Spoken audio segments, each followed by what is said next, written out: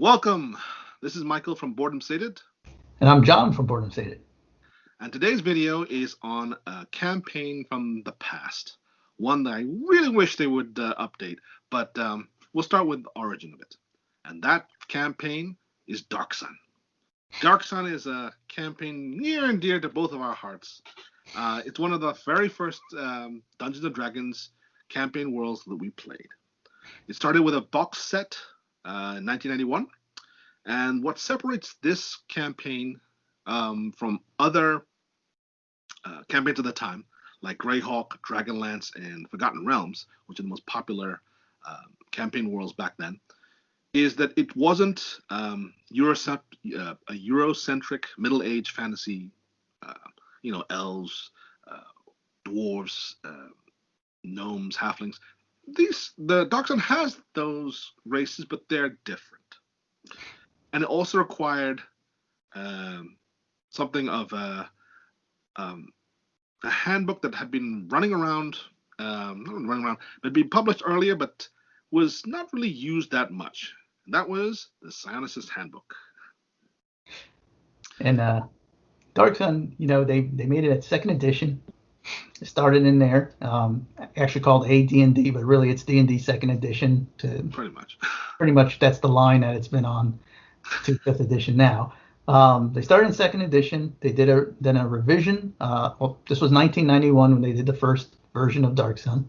Then in 1995 they did a revised and expanded. And we'll talk about that in another video on lore because that's the whole picture there.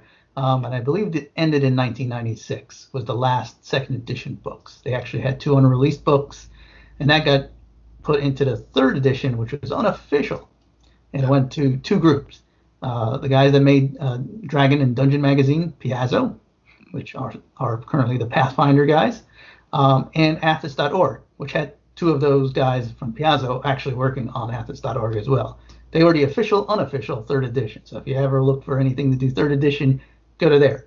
Fourth edition actually came out from Wizards of the Coast.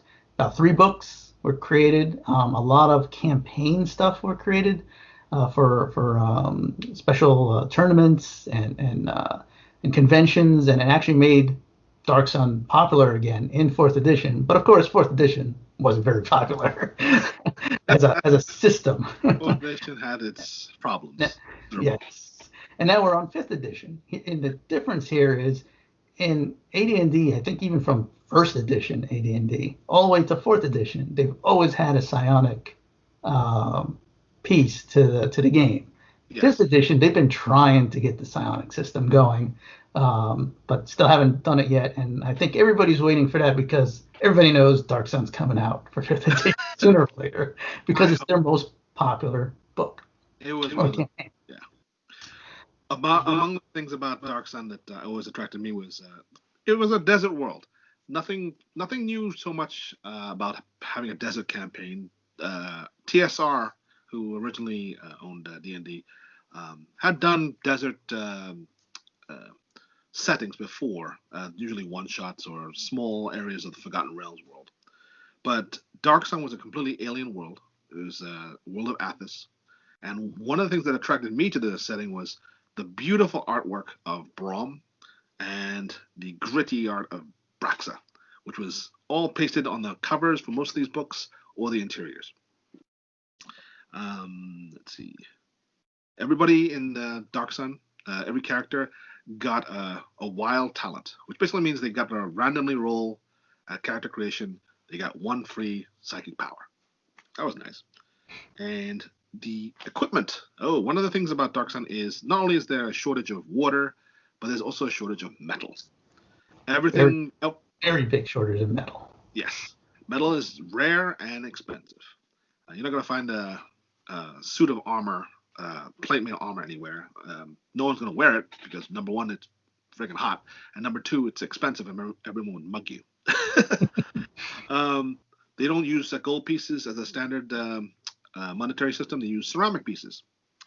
And also another thing about having inferior weapons, made of bone, obsidian, stone, wood, and such, is that the weapons generally tend to break if you do too much damage, which is kind of weird, but There you go. If you hit too hard, you're actually punished for it.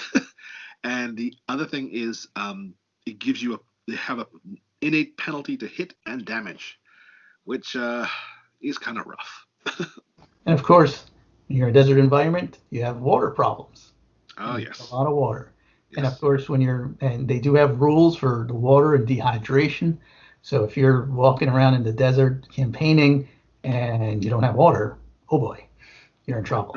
At various parts of And the day, I remember that it was up to 140 degrees in the shade. So it's like I think it, the three types of the day is morning sun, high sun, and middle sun or something.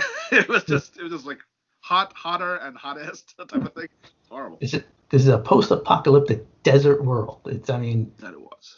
and but when we say post-apocalyptic, we mean fantasy post-apocalyptic. So there's Yeah. no machines and none of that stuff. No, Never no. have been. I don't think any machines. They did some weird, living weapons type of things later on in the books, but no machines or any of that kind of steampunk fantasy here. It is all fantasy post-apocalyptic desert world, which is really brutal. You had to create a character tree to make in this game, which meant you had to create 4 total characters, designate one as your main, and when he leveled up, one of your other characters got a level. You had to choose. Now, all those characters had to be the same alignment, not the same alignment, but the same good, neutral, or evil, chaotic or lawful. You could mix those up, but they had to all be the same type of alignment. Those were the restrictions it had on there. But you went through characters really fast, and they all had to start at 3rd level too. So back then, first level, everybody starts at first level. Now in this game, everybody starts at 3rd level because it's too weak.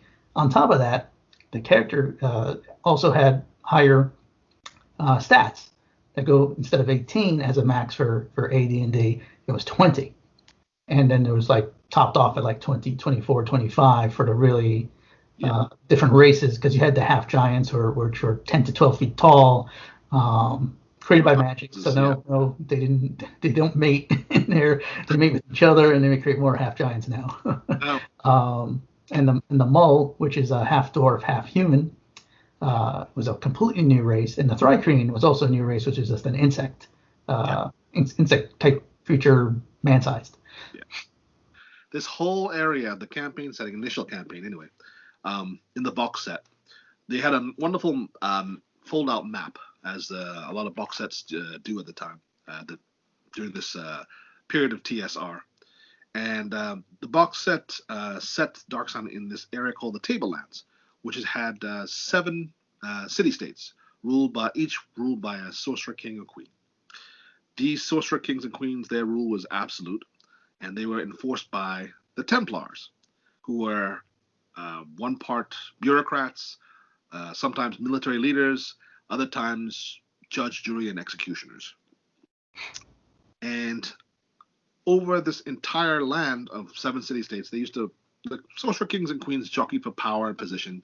They would fight over the scant resources, like a very poor producing iron mine once, or a oasis here and there, or a village here and there. But over this whole uh, campaign world, there was a single dragon, and the dragon required a tithe of of bodies, pretty much, of people every year. And that is an overview of Dark Sun Second Edition box set when it initially came out. And that's the end of this particular video. If you enjoyed the video, please hit a like. Feel free to subscribe and hit the notification button. And we'll see you next time for more Dark Sun goodness.